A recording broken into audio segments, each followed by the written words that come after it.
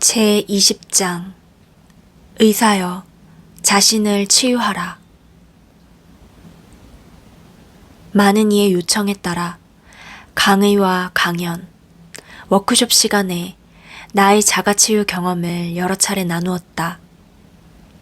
이 의사가 자신의 많은 병을 어떻게 고쳤는지 모두들 듣고 또 듣고 싶어 하는 것 같다. 그래서 이 장에서는 그 치유와 회복 경험의 하이라이트 부분을 이야기하고자 한다. 이야기를 통해 지금까지 다룬 치유의 원리와 기법이 현실에서 실제로 어떻게 작용하는지가 상세히 드러날 것이다. 몸소 경험하고 임상에서 관찰한 결과 인간이 겪는 장애의 대부분은 원칙 몇 가지를 준수하면 쉽게 치유된다는 사실을 확인했다. 특히 카르마의 강한 영향에 지배를 받는 경우가 아니라면 많은 질병에서 회복될 수 있다.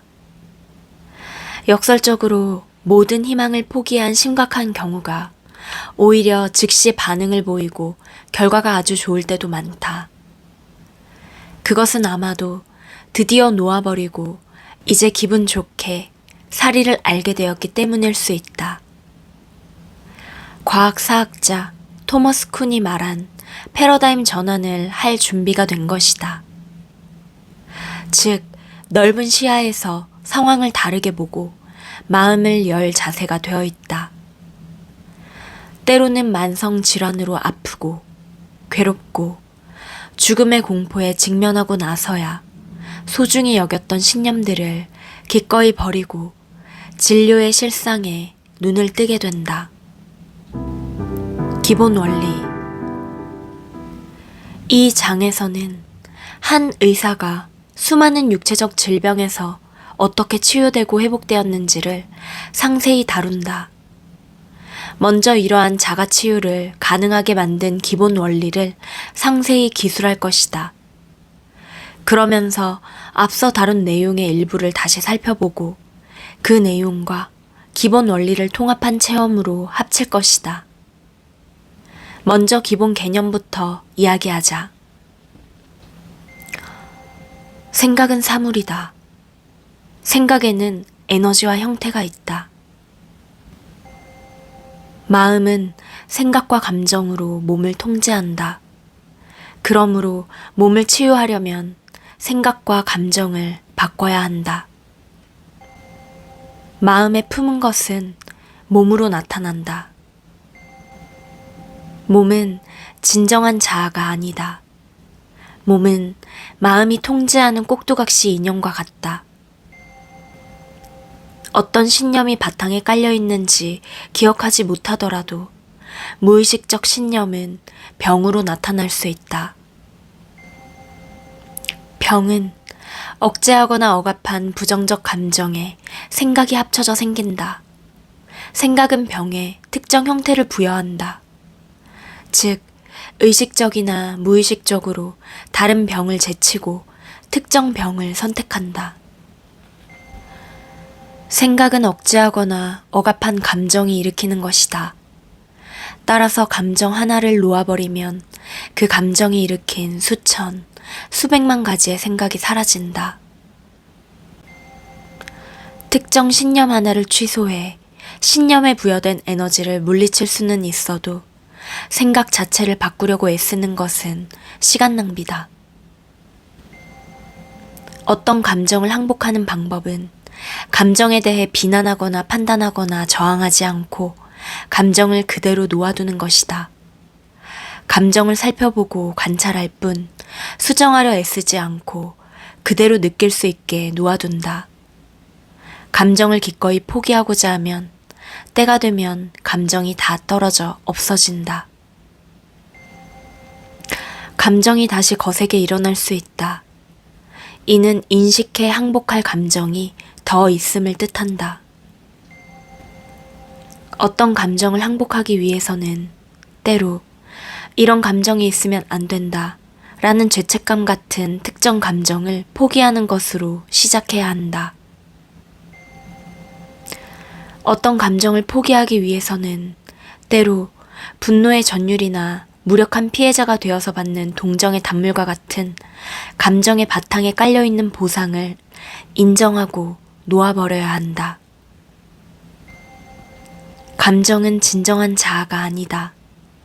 감정은 생겼다 없어졌다 하는 프로그램이지만 내면의 진정한 큰 나는 항상 그대로다. 그래서 더 이상 일시적 감정을 나 자신으로 동일시하지 않아야 한다. 생각을 무시하라. 생각은 내면의 감정을 끝없이 합리화하는 것일 뿐이다. 삶에서 어떤 일이 벌어지든 부정적 감정이 생길 때마다 항복하겠다는 의도를 변함없이 유지하라. 부정적 감정을 갖기보다는 자유를 원하겠다는 결정을 하라. 부정적 감정을 표출하지 않고 항복할 것을 선택하라. 긍정적 감정에 대한 저항과 회의적 태도를 항복하라. 부정적 감정은 포기하고 긍정적 감정은 나누라. 놓아버리고 나면 미묘하고 가벼운 기분이 따라온다는 점에 주목하라. 감정을 포기한다고 원하는 바를 얻지 못하는 것이 아니다. 오히려 감정을 포기한 덕에 원하는 일이 일어날 수 있는 길이 트인다. 삼투 현상을 통해 얻으라. 내가 원하는 바를 갖고 있는 사람의 오라 속에 끼어들라. 유유상종한다. 같거나 비슷한 동기로 움직이며 자신의 의식을 확대해 치유하려는 의도가 있는 사람들과 어울려라. 내면의 상태는 알려지고 전해지는 것임을 알아차려라. 말로 표현하지 않더라도 주변 사람들은 내가 느끼고 생각하는 바를 직감한다. 지속하면 성공한다. 어떤 증상이나 병은 즉시 사라지기도 한다. 하지만 상태가 아주 만성적이라면 몇 달이나 몇 년이 걸리기도 한다. 기법에 대한 저항을 놓아버려라. 기법 수행으로 하루를 시작하라. 하루를 마칠 때면 그날 활동에서 남은 부정적 감정을 모두 포기하는 시간을 가져라. 마음에 품은 것에만 영향을 받는다.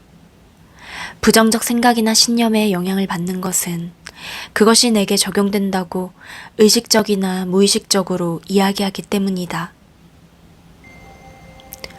육체적 장애에 이름 붙이지 말라. 꼬리표를 붙이지 말라. 하나의 꼬리표는 하나의 프로그램이다. 실제로 느끼는 것, 즉 감각 자체를 항복하라.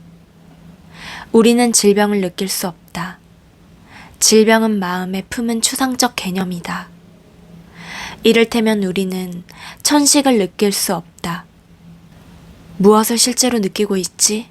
하고 자문하면 도움이 된다. 예를 들어 가슴속이 조이고 쌕쌕거리고 기침하는 육체적 감각을 그냥 관찰하라. 예컨대 공기를 충분히 마시지 못하고 있다는 생각을 느낄 수는 없다. 그것은 겁에 질린 마음속 생각일 뿐이다. 하나의 개념, 천식이라 부르는 프로그램일 뿐이다. 실제로 느끼는 것은 목구멍이나 가슴속의 긴장 내지 조임이다. 같은 원리가 궤양이나 다른 장애에도 적용된다. 우리는 궤양을 느낄 수 없다. 가슴이 타는 듯 하거나 찢어지는 듯한 감각을 느낀다. 궤양이라는 단어는 꼬리표이자 프로그램이라 자신의 경험에 꼬리표를 붙이는데 이 단어를 쓰자마자 자신을 궤양 프로그램과 동일시한다. 통증이라는 단어조차 프로그램이다. 실제로는 어떤 특정한 육체적 감각을 느끼고 있을 뿐이다. 이런 다양한 육체적 감각에 꼬리표나 이름 붙이는 일을 놓아버리면 자가 치유 과정이 한결 빨라진다. 감정에 대해서도 마찬가지다. 감정에 꼬리표와 이름을 붙이는 대신 그냥 감정을 느끼면서 감정 이면에 에너지를 놓아버릴 수 있다. 감정의 에너지를 알아차려 포기하기 위해 감정에 공포라는 꼬리표를 붙일 필요는 없다. 많은 병의 치유. 이 의사의 경우는 동시에 앓고 있던 병이 너무 많아 일일이 기억해낼 수가 없을 정도였다. 그래서 강의를 할 때면 색인 카드로 병의 목록을 만들어 놓아야 했다. 50세일 때 아래의 모든 병을 동시에 알았다. 편두통이 만성적으로 빈번하게 나타났다. 유스타키오관이 막혀 귓병으로 고통받았다. 근시와 난시로 3중 초점 렌즈를 처방받았다. 부비 강염과 후비루증과 알레르기가 있었다. 다양한 유형의 피부염이 있었다. 통풍 발작이 있어서 차 트렁크에 지팡이를 넣고 다녀야 했고 식사에 제약을 받았다. 콜레스테롤 문제가 있어서 식사에 제약을 받았다. 십이지장 궤양이 20년 동안 만성적으로 재발했고 어떤 의학 처방도 효과가 없었다. 궤양이 재발하면 그로 인해 췌장염 발작이 간헐적으로 일어났다. 위염과 위산 과다, 간헐적 유문 경련 증상이 있어서 식단에 제약을 받았다. 재발성 대장염이 있었다. 개실염으로 결장이 맹장염 같은 상태였다. 출혈이 있으면 입원해서 수혈을 받아야 했다. 위장관 끝부분에 흔히 생기는 문제가 있어서 수술 일정이 잡혀 있었다. 목에서 4번째 경추의 위치가 잘못되어 관절염이 있었다. 요통 증후군으로 척추 지압 치료가 필요했다. 레이노 증후군으로 불리는 진동 장애가 있었다. 혈액순환이 잘 되지 않는 까닭에 손가락 끝에 감각이 사라지고 조직이 죽는 궤저가 임박한 지경이었다. 중년 증후군으로 손발이 차고 활력과 성욕을 잃었으며 우울증이 왔다. 척추 아래쪽에 모소낭포는 수술로만 치료할 수 있는 상태였다. 기관지염과 만성 기침으로 인해 두통과 척추 굳음증, 요통 증후군이 악화되었다. 덩굴 온나무에 민감해 매년 피부가 벗겨졌고 때로는 입원해야 했다. 무좀이 있었다. 호텔 방바닥에서 무좀이 오른다는 신념 체계가 있었다. 비듬이 있었다. 비듬은 이발소에 가면 생긴다는 신념 체계가 있었다. 티체 증후군이라는 연골 염증이 있었다. 늑골과 흉골이 만나는 지점이 고통스럽게 부어오르는 드문 장애가 있었다. 이와 잇몸에 문제가 있었다. 치아 아래쪽 주변에 뼈가 없었고 잇몸에 대해서는 수술을 권고받았다. 전반적으로 에너지 불균형 상태여서 신체 운동학으로 시험해보면 에너지 체계 전체의 균형이 깨져 있으며 경락 전체가 약한 것으로 나왔다. 돌이켜보면 이런 몸이 어떻게 계속 움직이고 재구실할 수 있었는지 도무지 이해가 되지 않는다. 각각의 장애로 인해 식단에 거듭 제약이 생겨 상추와 당근만이 가까스로 안전한 음식이었던 때가 있었다. 그 때문에 11kg이 줄어 몸이 바싹 마르고 초췌해 보였다. 나중에 알고 보니 친구들 몇이 저 몸이 얼마나 오래 갈 것인가를 놓고 내기를 건 적도 있었는데 53쯤이면 쓰러지지 않을까 하는 것이 대다수의 짐작이었다. 당시에 내심 의아했던 점은 이러했다. 고등교육을 받고 성공해 사회에서 창조적으로 재구실을 하며 균형 잡힌 삶을 살고 있는 전문직 남성으로서 정신 분석을 샅샅이 받고 수많은 양식의 요법도 거쳤으면서 어떻게 이렇게 많은 육체적 질병을 안고 있는 것일까? 물론 업무량이 많기는 했지만 운동이나 창조적 활동의 비중도 그에 못지 않았다. 목수일, 벽돌 쌓기, 목공예, 건축 디자인을 즐겼다. 더구나 영적인 삶에도 적극적이어서 업무 시간 전후로 매일 2시간씩 명상을 했다. 서론에서 길게 열거한 기법들도 탐구했다. 자기 최면, 자연식, 반사요법, 홍채 진단, 극성요법, 확언, 유체 이탈, 집단 집중 상담, 바디워크 요법, 이완법 등을 체험했다. 이렇게 다수의 기법과 치유 모임, 요법을 활용하고도 믿기지 않을 만큼 긴 목록의 병을 여전히 안고 있다는 기이한 역설에 대한 답은 무엇일까? 또한 긴 목록의 병과 병에 따르는 끊임없는 통증에도 불구하고 어떻게 성공적으로 활동할 수 있었을까? 답은 대단히 강력한 의지인 듯했다. 의지 덕분에 모든 장애를 뚫고 나갔고 효과적으로 재구실하는데 장애가 되는 모든 것에 개의치 않을 수 있는 힘이 있었다. 주로 감정이 그런 장애물이었다. 그런 의지력으로 어떤 감정을 억제하면 억제된 채 그대로 있었다. 과학의 이상은 객관성이다. 객관적이란 감정이 없다는 의미다. 진료 현장과 과학 연구에서 이 이상을 이루기 위해서는 감정을 억제해야 했다. 위중한 환자를 진료했던 임상 실무는 특히 감정을 극도로 억제해야 했다. 환자와 가족이 겪는 고통은 끝이 없어 보였다. 날이 가고 해가 가도록 수그러들지 않고 지속되었다. 깊은 연민으로 그들의 고통에 공감하다 보니 감정 억제 상태가 더욱 심각해졌다. 억제한 감정에서 오는 압력이 삶의 모든 방면에서 커졌고 이로 인해 병이 다양해지는 것이 분명했다. 어느 시점부터 항복 기제와 기적 수업을 연구해 삶에 매일 적용했다. 업무 일정이 바빠서 새로운 기법에 들일 시간은 거의 없었다. 다행히 기적 수업의 워크북으로 어떤 문장이나 그날의 레슨을 종일 묵상하기만 하면 됐다. 이 기법의 힘은 용서 기제를 활용해 죄책감을 완화하는 것에 있다. 항복 기제도 마음속으로 종일 말없이 행할 수 있는 것이었다. 이 두 가지 도구가 함께 효과를 발휘했다.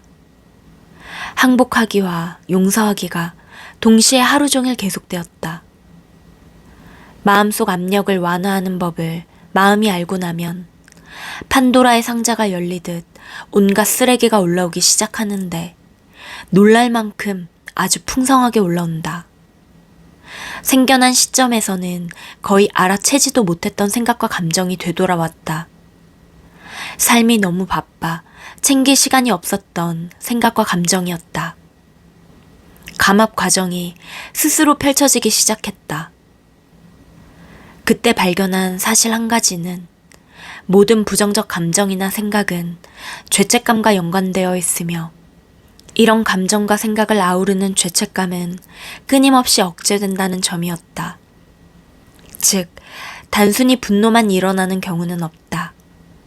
실제 감정은 분노와 죄책감이다. 또 누군가를 비판하는 생각을 할 때마다 죄책감이 든다. 마음이 세상과 세상일, 세상 사람들을 끊임없이 심판하고 비판하는 것이 죄책감이 끝없이 올라오는 근원이다. 죄책감 자체가 부정적 감정을 낳고 부정적 감정도 그 자체로 죄책감을 낳는다. 이 치명적 조합으로 인해 우리가 무너지는 것이며 병과 불행이 만연하는 것이다. 죄책감이 없는 곳이 없다 보니 현재 무슨 일을 하고 있든 마음 한구석에서는 자신이 지금 다른 어떤 일을 하고 있어야 한다고 느낀다. 너무 오랫동안 많은 죄책감을 안고 살아서 더 이상 죄책감을 인식하지도 못하면서 일반적인 마음은 죄책감을 어떻게든 세상에 투사한다. 이것이 사람들 대부분에게 즉 내면의 죄책감을 투사할 대상이 필요한 까닭이다. 여기서 독재자들이 권력을 얻기도 한다.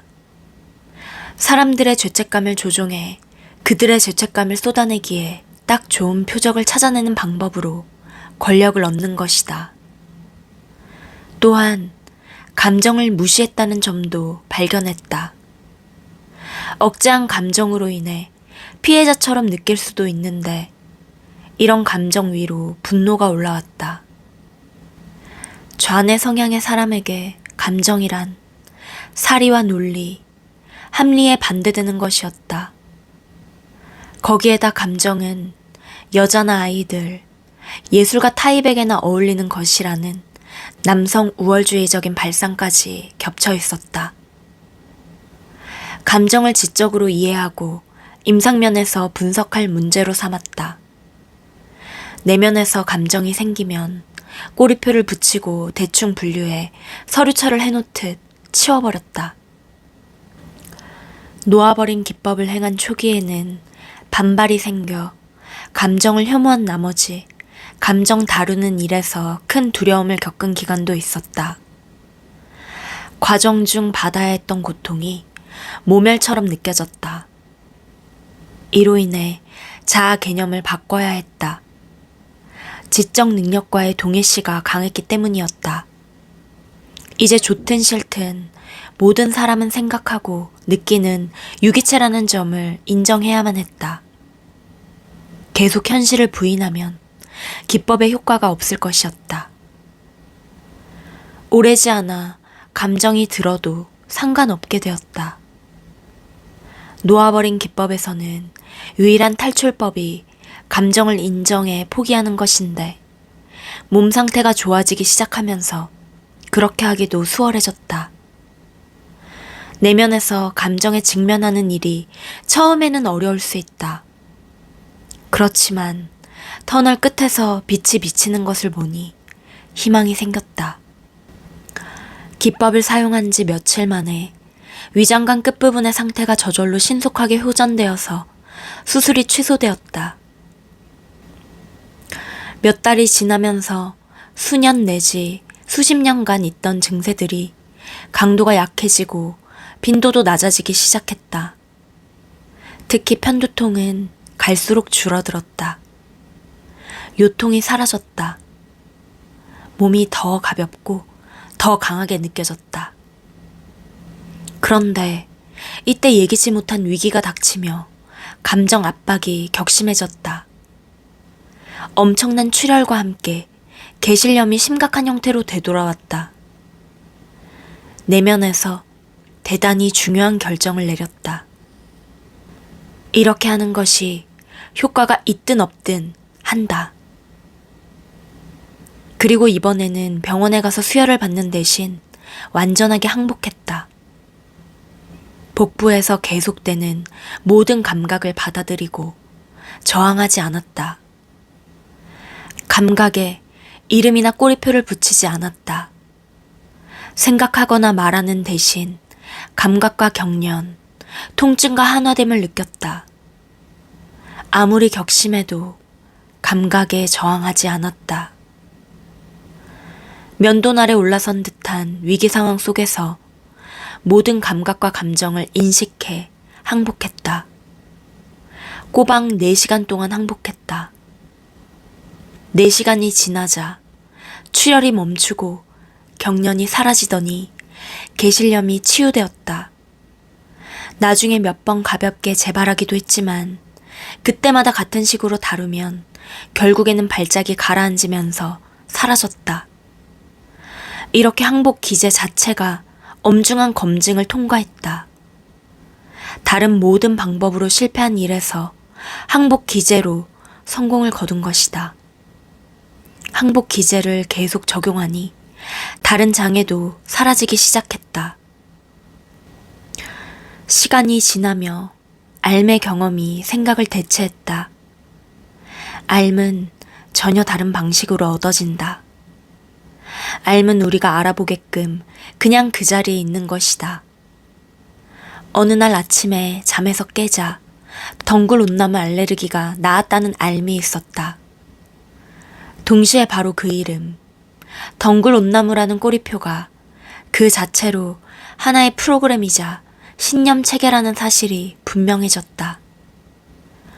어떠한 경우에도 덩굴 온나무에 면역성이 있다는 알미 있고 나서 밖에 나가 덩굴 온나무를 건드리고 만지작거리고 화분에 담아 그날 저녁에 있었던 인터뷰에 가지고 가기까지 했다. 인터뷰의 주제는 자가치유에 미치는 의식의 힘이었다.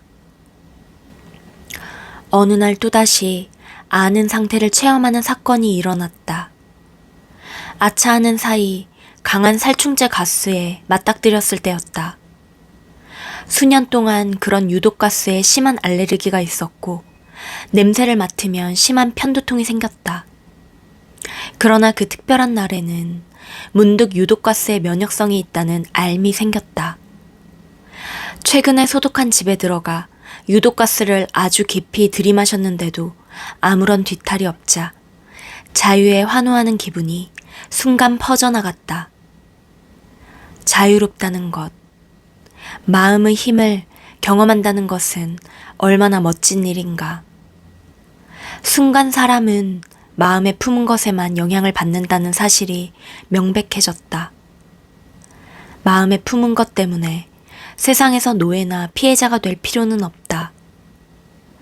그리고 높은 콜레스테롤 수치에 대한 오래된 신념에 대해서도 똑같은 일이 생겼다. 콜레스테롤에 대한 신념과 개념을 취소하자 유제품을 다시 먹어도 콜레스테롤 수치에 어떤 부정적 영향이 없었다. 피 검사를 해보면 건강에 해로운 콜레스테롤 수치는 갈수록 내려가고 있었다. 게다가 음식에 대한 과민증과 알레르기도 사라졌다. 그러나 당 과민증과 기능성 저혈당증이 사라지는 데는 1년이 걸렸다. 한동안 스트레스를 받으면 여전히 재발하곤 했다. 특히 커피와 함께 설탕이나 단 것을 먹은 뒤에 격렬한 신체 활동을 할 때 그러했다. 한편 수년간 심하게 제약받았던 식단이 마침내 정상을 되찾았다. 개실염 때문에 금지된 씨앗류가 들어간 음식과 궤양과 대장염 때문에 먹지 못했던 온갖 음식은 물론 뜨거운 초콜릿 시럽을 얹은 아이스크림 선대까지 먹을 수 있는 해방감이란. 기능성 저혈당증이 없어지기까지는 몇 년이 걸렸지만 끝내는 수년간 금지되었던 온갖 단 것도 먹을 수 있게 되었다. 중년기 증후군 또한 신념 체계였다. 이 신념 체계를 취소하고 항복하니 손발이 찬 증상이 없어졌다. 피로와 가벼운 우울증, 화를 잘 내던 현상도 없어졌다. 체력이 더 좋아지면서 몸으로 하는 일에는 무한하다 할 만큼 참을성이 생겼다. 위중하던 증상은 끝을 보았으므로 가벼운 병 몇 가지에 의식적으로 손을 대었다. 모소 낭포는 그것에 대한 신념을 항복하자 6주 만에 사라졌다. 유스타키오 가는 비행기 안에서 늘 막혀 오른쪽 귀가 심하게 아프곤 했는데 바로잡는 데 2년이 걸렸다. 증상에 대한 모든 생각과 감정을 끊임없이 놓아버렸고 동시에 관이 오른쪽 관자놀이뼈와 이루는 각도가 정상 각도로 바뀐다고 시각화했다. 이때 유일하게 시각화를 사용했다. 2년 뒤 병은 사라졌고 고도 변화에 따라 귓속 압력이 조절되는데 더 이상 아무런 어려움이 없었다. 한편 목의 통증이 점차 사라져서 춤을 출 수 있게 되었다. 춤을 추면서 목 통증에 대한 모든 저항을 항복하니 곧 몸이 자가치유 자세와 움직임을 취하기에 이르렀다. 마치 내면의 척추 지압사가 척추를 맞춰주는 것 같았다. 보이지 않는 치유자가 척추를 재조정해주는 듯한 기묘한 느낌이었다. 그러는 동안 손발의 혈액순환에도 변화가 와서 더 이상 손발이 차가운 일이 없어졌다. 손가락 끝의 진동 장애로 인한 궤저의 위험도 병세가 역전되었다. 손가락 끝의 부드러운 부분이 다시 부풀면서 핑크색을 되찾았다. 손가락 끝의 타는 듯한 통증도 사라지고 감각이 돌아왔다. 그전에는 손가락에 감각이 없어서 책장 넘기는 일도 못할 정도였다. 정도가 심한 병들이 치유되면서 그보다 가벼운 증상들을 살펴볼 에너지와 여유도 생겼다. 믿음은 이발소에서 옮아오는 것이라는 오래된 신념이 있었다. 신념을 항복하자 믿음이 없어졌다. 무좀의 원인을 호텔 방바닥에서 찾았던 신념에 대해서도 비슷한 과정을 밟았다. 신념을 끊임없이 취소하자 무좀이 없어졌다. 어느 해의 추수감사절에 급성 통증 상황의 기법을 시험할 기회가 생겼다. 거대한 통나무가 왼발 위에 떨어져 발 앞쪽의 뼈를 모두 부러뜨렸다. 석고붕대를 하는 대신 놓아버린 기법을 사용했다. 그랬더니 크리스마스에는 댄스 플로어로 복귀할 수 있었다. 또 발목을 심하게 삔 적도 있었는데 다치자마자 곧바로 통증 항복에 들어갔고 몇 분 만에 치유되었다. 눈의 치유. 어느 날 저녁에 항복 기제에 관해 강의하면서 위에서 이야기한 치유 경험을 칠판에 열거하고 있었다. 청중 한 명이 이렇게 물었다. 선생님, 그 모든 병을 고치셨다면 왜 아직도 안경을 쓰시는 거죠? 시력이 안 좋은 것은 고칠 수 없으셨나요?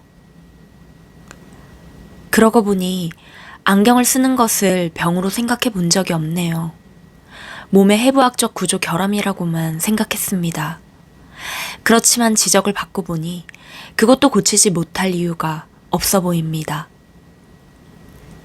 그러고는 이중 초점 안경을 벗어서 외투 주머니에 넣었다. 사실 그때는 시력이 더 나빠져서 3중 초점 안경을 처방받아 주문한 참이었다.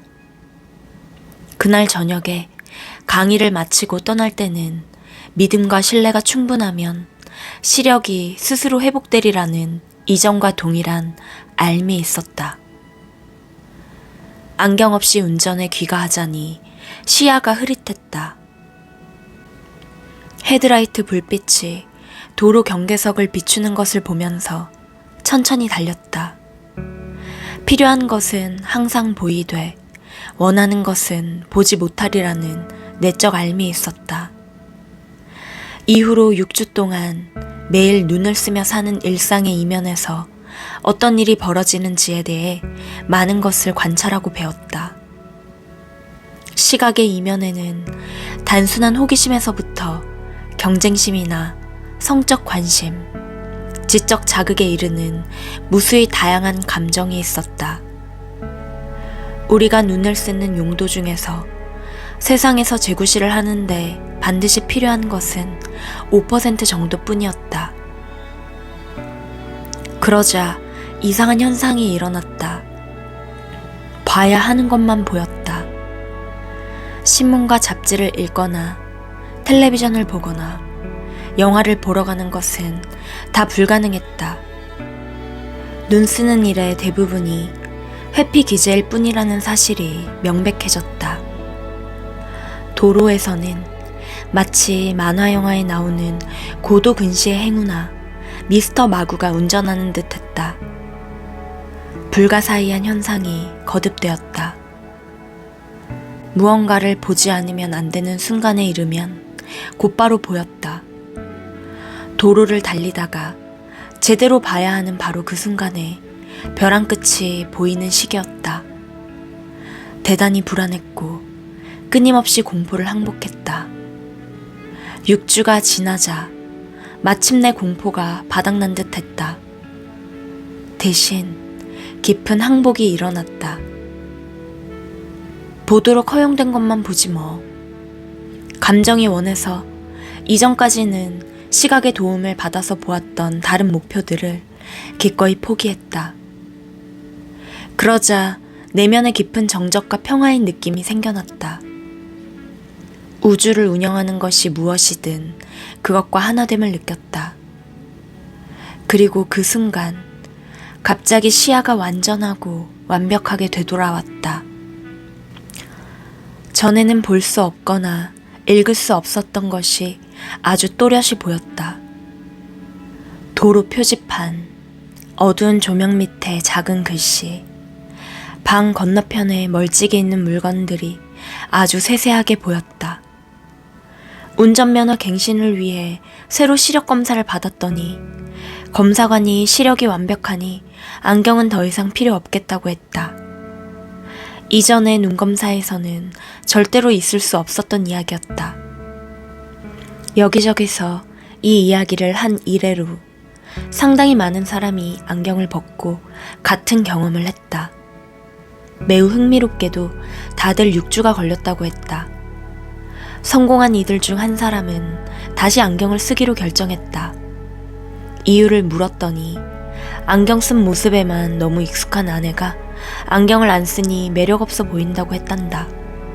그래서 아내를 기쁘게 해주려고 도수 없는 안경을 쓴다고 했다. 단지 아내를 사랑해 아내를 기쁘게 해주고 싶어서 안경을 쓴 것이었으니 시력 손상 때문에 안경을 써야 하는 것과는 이유가 사뭇 달랐다. 시력 치유의 경험을 한 사람들이 모두 발견하고 동의하는 사실 한 가지가 있다. 우리는 안구로 보는 것이 아니라 마음으로 본다. 최근 사례로 태어난 직후부터 앞을 보지 못했던 여자가 있다. 양쪽 안구에 심각한 이상이 있었다. 시력 회복에 대한 강의를 듣고 여자는 의학적 진료를 계속 받으면서 시력에 대해 놓아버린 기법을 수행했다. 이틀도 안 되어 여자는 시각이 되돌아옴을 느끼기 시작했다. 여자는 강의가 끝난 뒤에 다가와 이런 이야기를 했다. 저는 박사님이 옳다는 것을 압니다. 우리는 마음을 통해서 본다는 것을 압니다. 그것이 저에게 일어나고 있는 일이니까요. 저는 보고 있습니다. 마음을 통해서요. 이처럼 어떤 것은 기적에 가깝기까지 한 치유 사례들을 모두 이해하려면 신체적 과정과 치유의 메커니즘, 의학적 치료의 원리에 대한 생각을 크게 바꿔야 한다. 끊임없이 항복할 때 활성화되는 어떤 것 속에 자가치유의 힘이 있다는 사실이 발견되었기 때문이다.